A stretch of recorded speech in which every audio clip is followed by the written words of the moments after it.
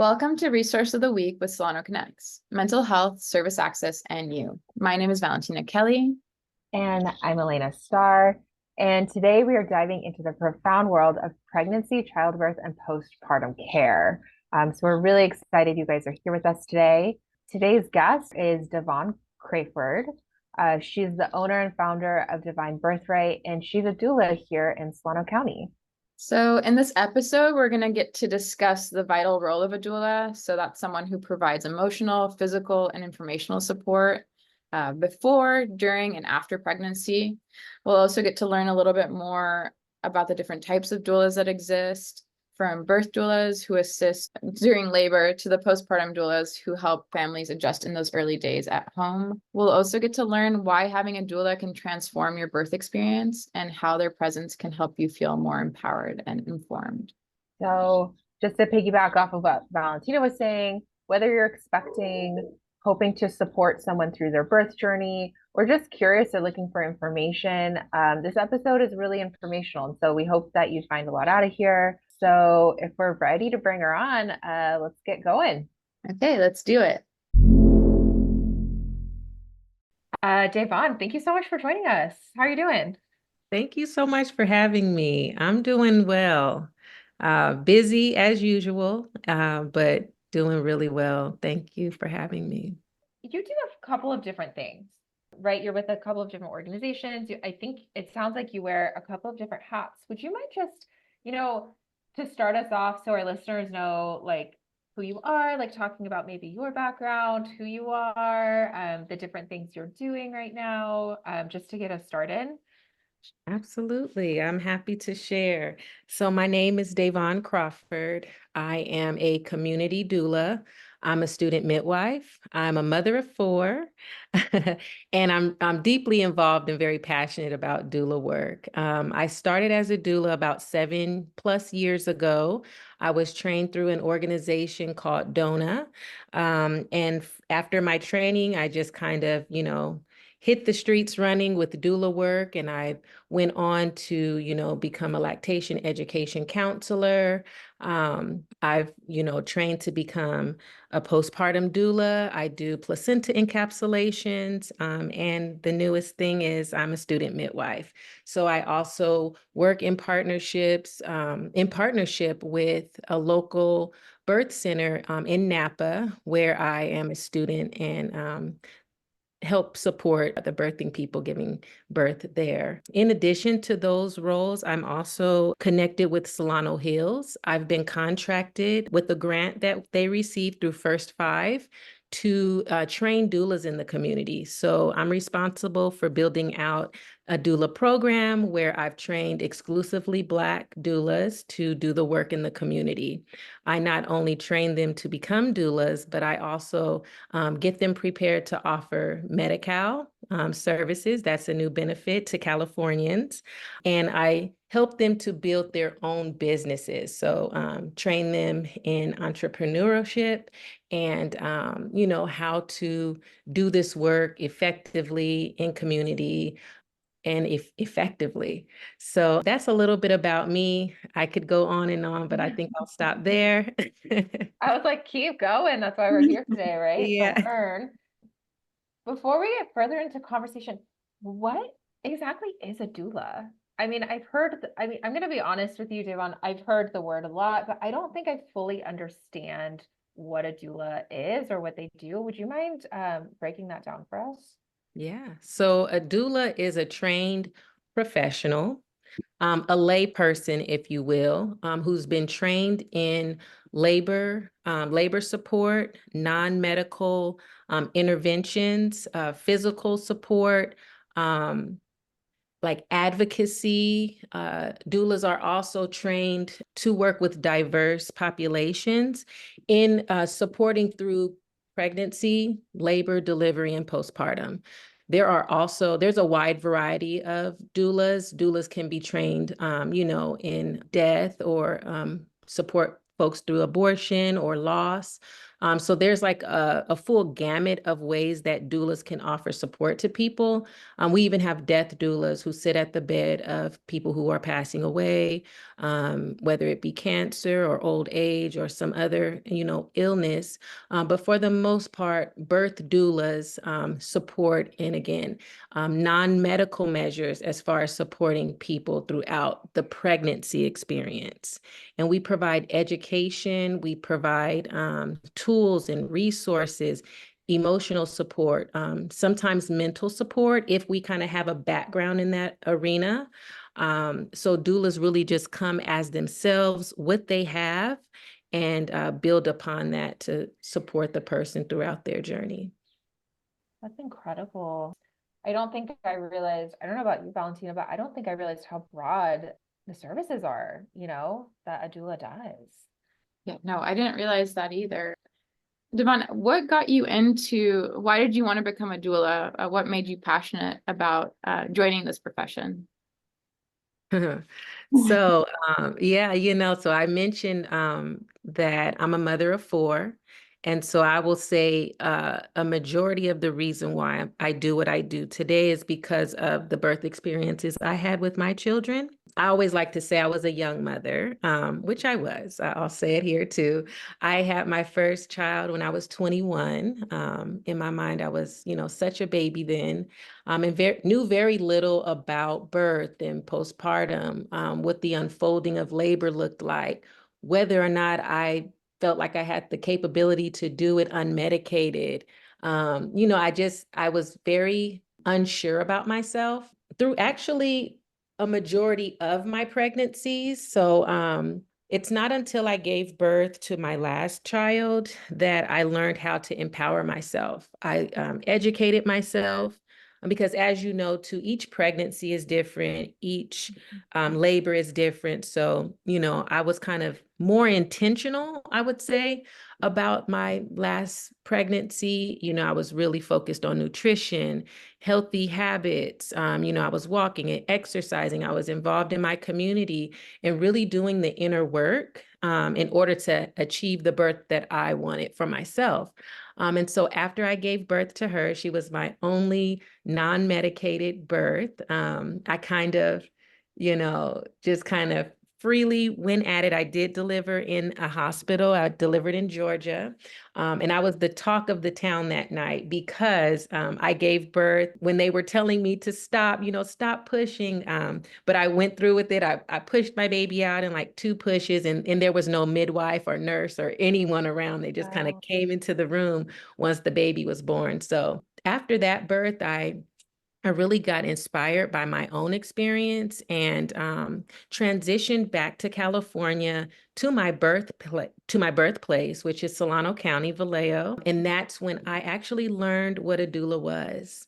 And so once I knew what a doula was at that point, just the connections started sparking. I started, bringing everything together. And from then on, I've been doing this work.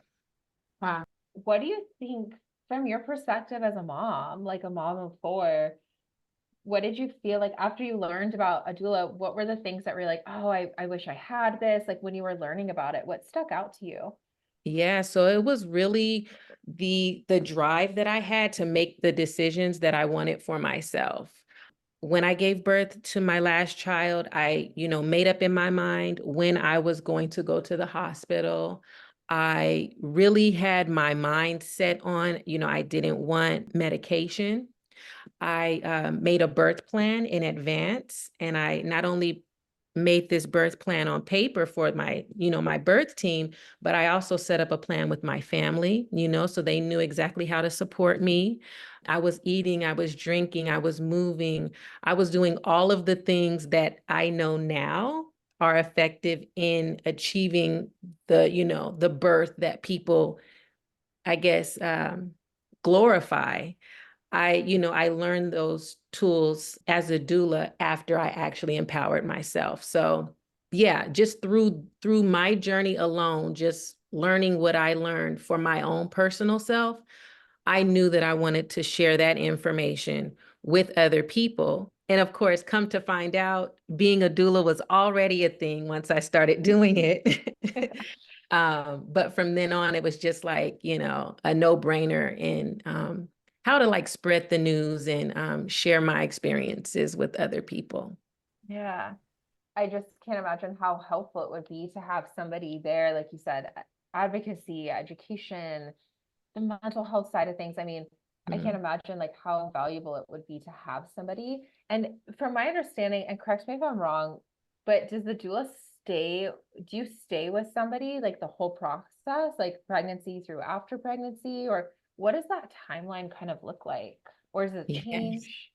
Yeah, so it's a little different for every situation, but I'll say in general, people start to seek a doula in their second trimester, maybe as they're entering their third trimester.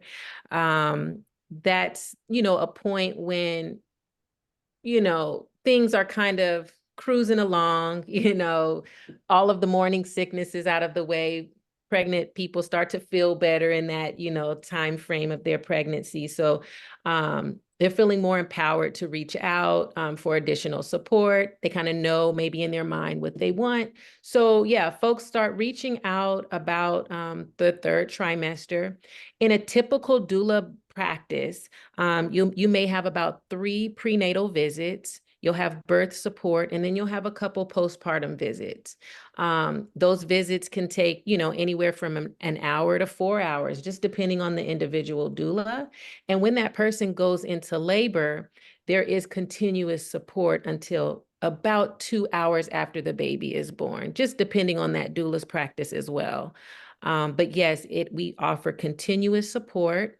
Of course, we have to take care of ourselves. We take breaks, and, you know, we also switch off with the backup doula if, you know, we're at an overly long birth, or, you know, things are just kind of moving in a different path than we originally thought. But yeah, typically that's what a doula package would look like.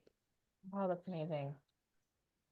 And Davon, I know that the reason we got connected is because there's going to be a Black Breastfeeding Week. There's going to be a celebration through Doula Doula. And I thought maybe you could talk a little bit more about what that is, what type of activities are going to be included in that celebration. Absolutely. Yes. So on August 31st, Doula Doula, my organization, will be hosting the first annual Black Breastfeeding Week celebration. So Black Breastfeeding Week, you know, is a full week of celebration, but we're going to take the last day of that week and celebrate moms in a different way here in Solano County. We're going to be providing informational support, gifts. We're going to have a photographer at the event. We're going to hear from international board certified lactation consultants, a pelvic floor therapist, and a neonatal intensive care nurse. We really want to drive home the importance of breastfeeding, since we don't have the rates that we would like to see currently. So the whole point of this event is to increase awareness about breastfeeding, encourage our moms and our families that it's totally doable. And we're going to do that with, you know, nutritious foods. We're going to incentivize the mothers and the families who come out, and there'll be activities for kids and a communal celebration in a laid back environment. In our local community hub, which is the CHMRC building in the Solano Town Center. We've partnered with UC San Diego, UC Berkeley. We've partnered with a local breastfeeding community in Solano County. So partnership is also involved, partnership health plan. So we have, you know, a lot of community support, and we're really excited about making this event, you know, an ongoing thing that we do in Solano County. Amazing. I mean, it's great that you guys are pulling so many resources together, you know, to talk about this for community members. Is this something that community members need to sign up for if they're interested? Do they just show up? Like, what does that look like? Yeah, so we actually have a flyer with a QR code on that flyer. And if folks just go ahead and scan the flyer, they'll be sent to an Eventbrite registration link, and that's where they will register themselves and anyone who they plan to bring. And so that's pretty much the registration process, but we are asking people to register. If they're not able to register, they're welcome to come. We'll just sign them in once they come to the event. But yeah, registration is highly encouraged. And you, kind of to switch gears a little bit, you work with a specific group of moms, right, Davon? Like you work with specifically Black mothers, is that correct? So that's not entirely correct. Okay. So I have a doula practice and it's called Divine Birthright. Mhm. I offer my services to anyone interested in having a doula. It doesn't matter, what your race or ethnicity is. And most doulas do, offer their services to anyone who would be a good match for them. However, I do work alongside Solano Hills, where I do provide exclusively Black doula trainings, because we know that in Solano County, there is a high demand for doulas, especially Black doulas. So, the initiatives with Solano Hills is to bring more awareness to what doulas are, to increase the numbers of doulas, and increase the number of doulas for Black birthing people, since we know that there are disparities in our community as far as Black women dying. They're 3 to 4 times. I don't know why I'm saying that, Mom. They're 3 to 4 times likely to die in childbirth than their white counterparts. So we really do want to raise awareness for Black women so that we can increase not only maternal, but infant mortality rates. Yeah, no, thank you so much for correcting me. And I think I was picking up on that Solano Heals partnership maybe, but we were looking at some of the sites that you're part of, and Valentina and I, before this, we were looking at some of the statistics and they were really high.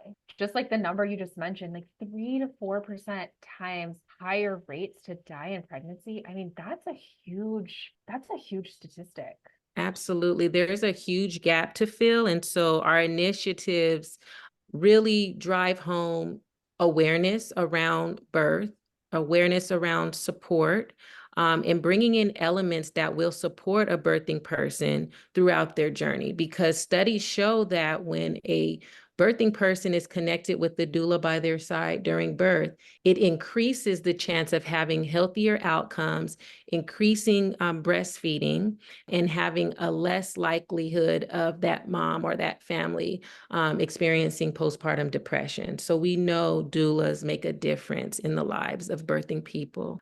So we really want to, really drive our initiatives home, especially in Solano County, since we do have a really high rate of African-American mothers. And again, doulas support anyone of any race, any background, any creed, any gender identity. There are no barriers there. However, again, through Solano Hills, we do focus strictly on African-American families. Thank you for clarifying that too, because I think it is important that everyone knows who's listening, like this is a resource that for anybody. And I was wondering if people were interested in getting in touch with you and learning more about your services or how to access your services, what would be the best way for them to get in touch with you? Yes, so the best way for them to get in touch with us is through either our individual website. So doulas will, have a website for the most part. So you can type up Google, doula in your Google search, doula in my area, doula in Solano County. You'll get a host of doulas that pop up. However, if you're looking for doulas that have been trained through my organization, Doula Doula, then you can go to my website, and that's www.douladoula.org. On that website, you'll find that there's information not only for families looking for doulas, but also community members looking to be trained as doulas. We also invite organizations and hospitals, insurance companies to come and partner with us and become part of our directory and vice versa. You may also, if you're a Medi-Cal recipient, go on to the DHCS website and you can look under their doula services and find connection to doulas there as well. But if you're in Solano County, I'd say your best and easiest bet would be to visit the Doula Doula website. Right. I had a few more questions for you, actually. Like, what is your favorite part about being a doula? What do you love about it? Oh, that's a loaded It's question, a and I big can go on. question. It is, and I can go on for days. I would say the most rewarding part for me is really education. So you'll learn that doulas have their own specialty. Some doulas focus on mental health, some doulas focus on nutrition, some doulas focus on postpartum. I focus on preparing families for the birth experience. And that's whether they give birth at a hospital, a home birth, or at a birth center. And so I do that so that I empower families and take the fear out of birth. The more that my client knows, the more that they go in feeling empowered, able to make strong decisions. And when the situation shifted, or shifts, if it does, they know how to pivot and do it in a calm environment. I also, educate the families on ways to communicate with their providers, what questions to ask. And this is really to empower the families so that they know that they can do and have, the birth experience that they've desired. I have a childbirth education course that can actually be found on YouTube. I have a little mini course, and you can find it at Preparing for Birth with Davon Crawford. And from that link, it will lead you to the full course. I have a 6-module, 27-lesson course that will prepare families for pregnancy, labor, birth, and postpartum, and the breastfeeding journey. And so, yes, I encourage people to reach out and check out that site as well. That's amazing. Yeah, we should have started with talking about your course. I'm so glad you mentioned that. But that's incredible. Like people can just go to it and just get a taste for it, or how does that work? Yes, so when they go to the YouTube channel, they'll get a little snippet, they'll get a mini course. And if they're interested in the larger course, then there's a link that they can click, and it will lead them directly to the Thinkific platform where they'll have access to the full course. That's incredible. And you said it's childbirth education. Is that the focus? Yes, it's childbirth education, childbirth prep, and it's whether a person is wanting to achieve a medicated, a non-medicated birth, if they're going in for a C-section, or if they have an induction planned. So it's a full range of information for any kind of birth. That's great. I don't think I would have ever really thought to think through some of the things that you've mentioned today, to be honest. Thank you. Do you have any fun moments that you've had while being a doula? Just any fun stories or anything that you just, I don't know, that you'd want to share with us? Or maybe if you don't want to do that, and I understand, keeping everybody's stories confidential and, not sharing anything like that. Or is there any typical conversations or questions you get asked for somebody who doesn't know what to look for in a doula that you could share with us? Yes, so I'm so happy you asked. So I'll just start with saying on my website, Divine Birthright, the Divine Birthright website, if someone were to want to visit my website and get information on what a doula is, what we offer, there'll be a pop-up window or a pop-up form that gives folks access to questions to ask a doula. So I encourage people to visit my website. Again, it's www.divinebirthright.com.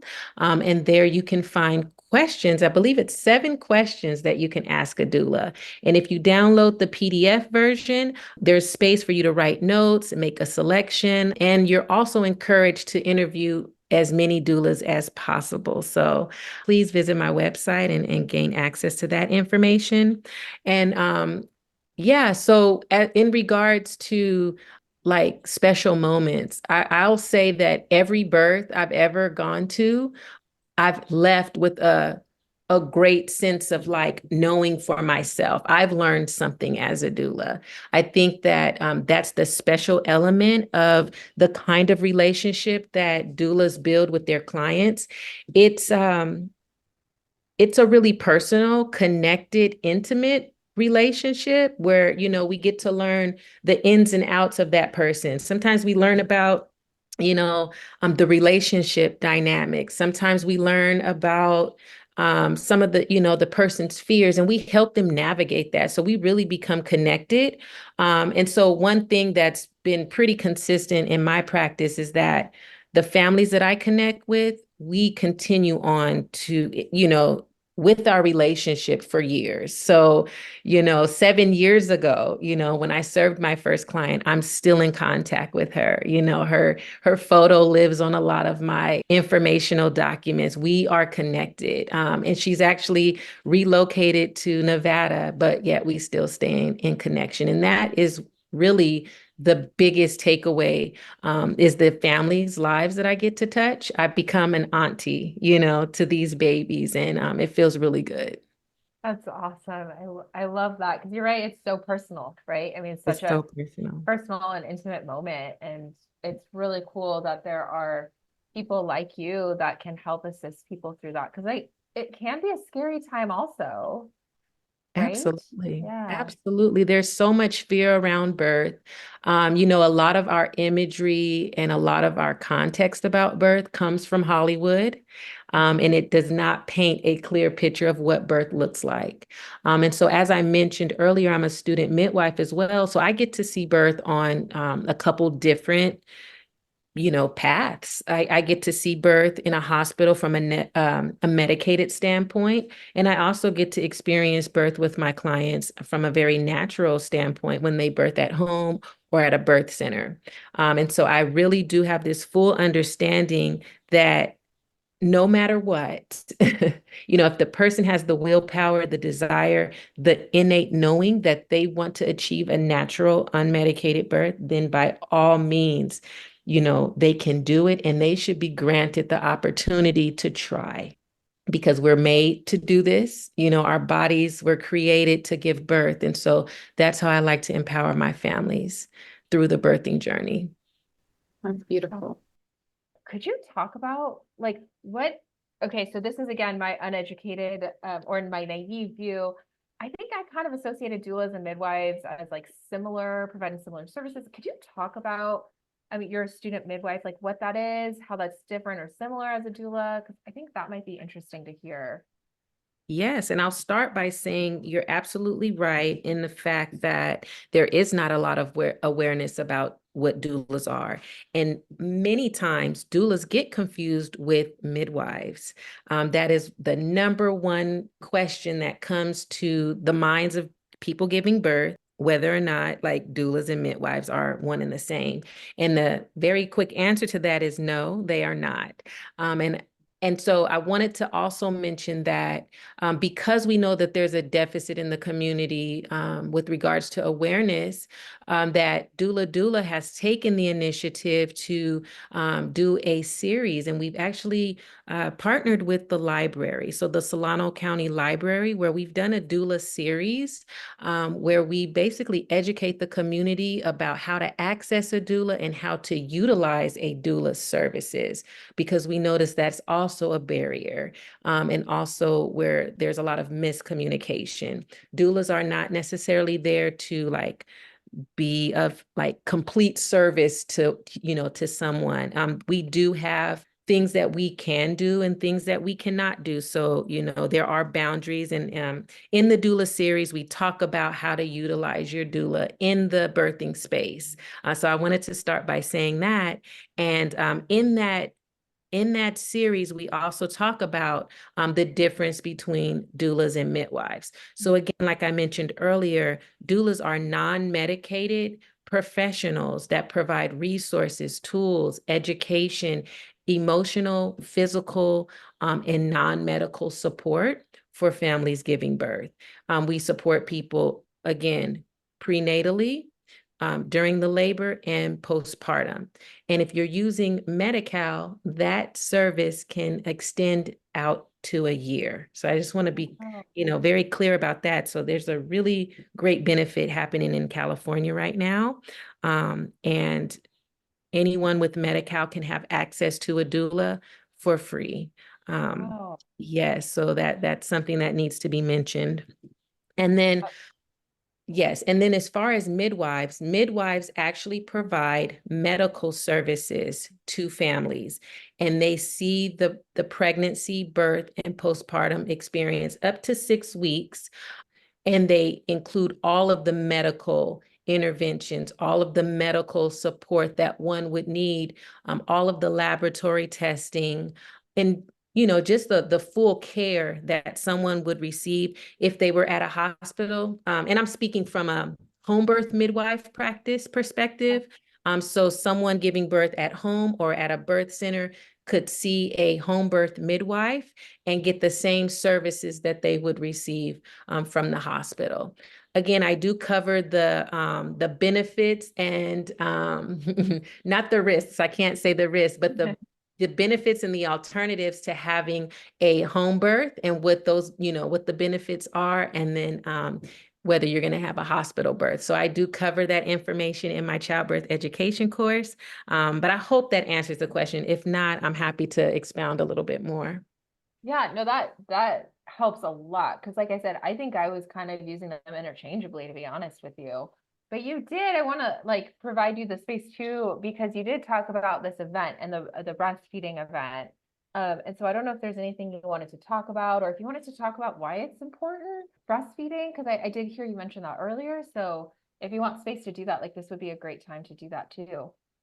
Yes. So the reason why this breastfeeding event is important is because we notice that a lot of people know that it's beneficial to breastfeed. Like we hear that, and we have the resources and the education to know that. And so a lot of people start the journey maybe in the hospital. And then some families, they don't, just because they are still lacking education, tools, and understanding. And sometimes the rumor is that, providers are not as supportive of breastfeeding as they should be. For me, I beg to differ, but I know that that has to exist somewhere. Otherwise, we would have, a lot more people breastfeeding and continuing the journey. But I say that I'm more on the positive end of it, because every person that I've ever supported, and I've supported hundreds of people in their birthing journey, all of those moms, all of those people started to breastfeed. So I'll say, from my understanding and from my perspective, the hospitals that I've supported my families at, they've been really supportive of breastfeeding. However, we notice that people may start out breastfeeding, but then they get home and it's another story. A lot of the time, and even with my home birth families, they hit a wall, and there are things that change with breastfeeding. And so that's where discouragement, sets in. And so we noticed that we do need more education in the community. So this breastfeeding event will provide the community with access to lactation education counselors. And so Doula Doula has partnered with UCSF and UC San Diego. We received a grant to see 10 doulas through a lactation education program. So in addition to celebrating the moms who are breastfeeding, we're also going to be highlighting and celebrating the 10 doulas who just went through the lactation education training program. And so we would like for families to know that they have access to, almost, I like to call them first responders. So once your doula goes home, and maybe, you're at the hospital by yourself and there's no lactation consultant on the floor that night, you can pick up the phone and call your lactation education counselor. Or if you're at home and you've just given birth and you're just having a really rough night, it's day 3 and your milk's coming in and you just don't know what to do, you can pick up the phone and call your lactation education counselor. So we really just want that resource to be out there so that families aren't giving up too soon, that we can start to extend that breastfeeding journey for a year or longer. So that's another one of the benefits to this event, to get connected with the newly trained lactation education counselors in Solano County. That sounds like it's a really like good resource for people who need help, right? Because it's one thing I picked up on when you're talking is if you're home and you're having problems or troubles and you need to talk to somebody, like this is somebody they could reach out to, right? Is what it sounds like. Absolutely. Okay. Absolutely. And another benefit to this is if the family has Medi-Cal, then Medi-Cal will also pay for their lactation education counselor. So Great. it would be no charge to them. And I'll say it as well that this Medi-Cal benefit is really new to California, but it has enabled us to bring awareness to the fact that we need more doulas in the community. And so that's where this training has also, or the program that I'm involved with, or the training program that I have developed in Solano County alongside Solano Hills was developed to get more doulas trained to provide Medi-Cal services to people who would otherwise not be able to afford a doula. So in times past, a doula would be most likely paid out of pocket. And a doula's, services can range anywhere from sliding scale to $5,000. So as we know, doula services are not always feasible for everyone, but Medi-Cal makes it so that everyone, no matter your, financial situation, can afford a doula. That's great. The hope and the goal and the statistics, again, they show when you have connection to a doula, then, those disparities decrease. And that's what we're aiming to see in Solano County. Definitely. Yeah. And I think just a last question for you. We ask everyone at the end of our episodes, what is your favorite self-care technique? That's a good one. I love it. So one thing I didn't mention is that I, sit in a group of doulas, and we often talk about mental health and how to sustain ourselves through this work. And so one of the latest things that I've been doing is taking time to take cleansing breaths. So I set intentional time, and it's about a full minute to a minute and a half. And I just kind of stop what I'm doing, take a deep breath in, feel my belly, feel my lungs. I hold it for about a second, and then I slowly release that breath. For me, it's like a reset, so to speak. As we've said before, doulas wear many hats, and we're constantly, on our devices. Anything could happen at, any time. We're alert. We're mothers. We are community people. Sometimes we work full-time jobs. So for me, that's what I do. I return back to my breath. And that's also a technique that I teach my families who choose to give birth with me by their side. Yeah. Thank you. And I love that you touched on it's something that self-care doesn't have to be a huge thing. It can just be taking that time every day, maybe a couple times a day, to just breathe, deep breathe, take a moment for yourself. So thank you so much for sharing with us. Thank you for taking the time to do this podcast episode with us. To learn more about this resource, please check out the link in our post. And we also want to remind you that if you're looking for mental or emotional health resources and services, you can visit SolanoConnex, which is spelled CONNEX.org. Thank you, Davon. Thank you so much.